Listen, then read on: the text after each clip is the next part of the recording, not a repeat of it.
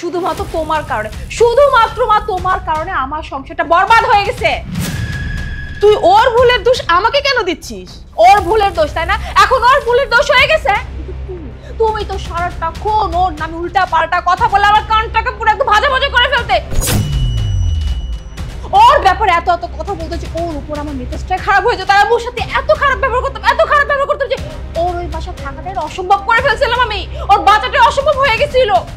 ওই বেচারা একটা বারো আমাকে কোনো কিছু বলে নাই, বরং সবসময় আমাকে বুঝাতো, উল্টাও আমার কাছে মাপ চাইতো।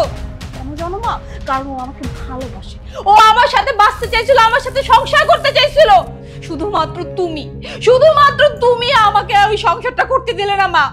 এমনই যদি হয় তাহলে তুই এত খুশি কেন থাকতিস? আর এই বাড়িতে যেদিন থেকে এসেছিস তুই তো সেদিন থেকেও খুশি। খুশি? আমি তো খুশি কখনো ছিলামই না মা।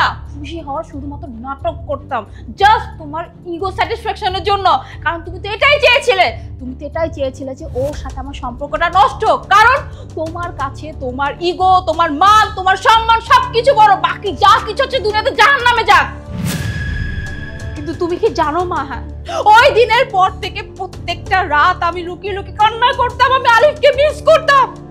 আমি না এই দুনিয়ার প্রত্যেকটা মেয়েকে একটা কথাই বলবো যে তারা তাদের সংসার জন্য কোনো থার্ড পার্সনের কথা শুনে নষ্ট না করে, স্পেশালি মায়ের কথা না শুনে। আর এই যে কি শান্তি পেয়েছো? হ্যাঁ ডিভোর্স হয়ে গেছে, এখন তো তুমি হ্যাপি।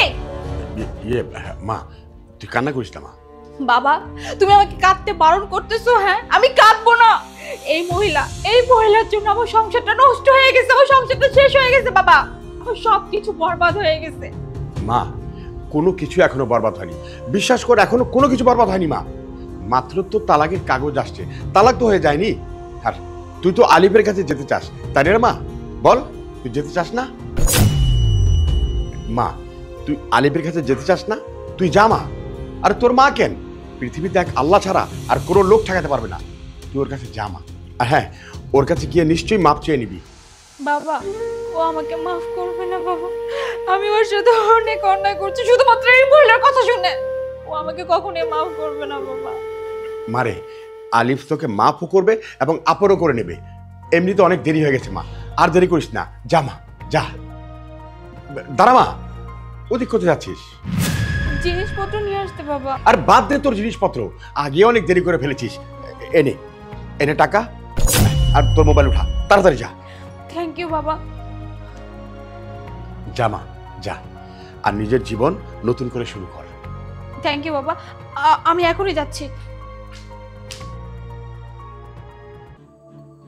তোমার কি মনে হয় ওসবের জন্য কি আমি দায়ী? চুপ! তোমার ইগো আর অহংকার এখনো শান্ত হয় নাই? তুমি এখনো আমাকে জিজ্ঞাসা করছো যে আমি আমার মেয়ের সংসার নষ্ট করেছি কিনা? হ্যাঁ তুমি আমার মেয়ের সংসার নষ্ট করেছো, বুঝেছো? তুমি আমাকে থাপ্পড় মারলে? হ্যাঁ মেরেছি। এই থাপ্পড়টা আরো অনেক আগে মারা উচিত ছিল। যদি আগে থাপ্পড়টা মারতাম না তাহলে আমার মেয়ের সংসারটা নষ্ট হতো না, ওর সাথে এত কিছু হতো না, বুঝেছো?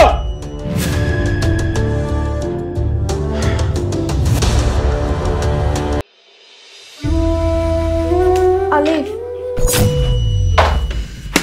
মোনা,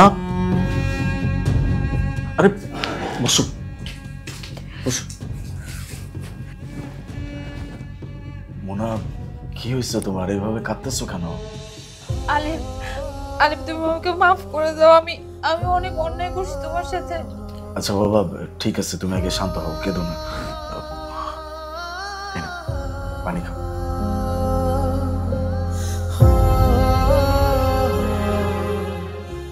এখন বলো তো কি হয়েছে? আলিফ তুমি প্লিজ আমাকে মাফ করে দাও। আমি তোমাকে অনেক বিরক্ত করেছি, অনেক অপমান করেছি, প্লিজ তুমি আমাকে মাফ করে দাও। মোনা দেখো, আমি তো এখানেই আছি না, তুমি একটু শান্ত হও, কেঁদো না। আলিফ প্লিজ তুমি আমাকে ডিভোর্স দিও না। শান্ত হও।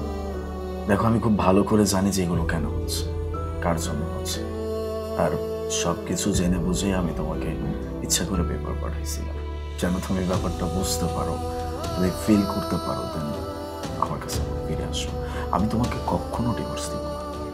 আলিফ, আমি তোমাকে আজকে প্রমিস করতেছি, আমি আমি কোনোদিনও তোমাকে ছেড়ে যাব না। তোমার সাথে আমি কোনোদিন ঝগড়াও করবো না, বিরক্তও করবো না। আমি তোমাকে ছাড়া থাকতে পারবো না। মোনা, আমি নিজেও তোমাকে ছাড়তে চাই না। আমি তোমার সাথেই থাকতে চাই, আজীবন থাকতে চাই, কারণ এই মানুষটাকে তো আমি ভালোবাসি। Love you. I love you two.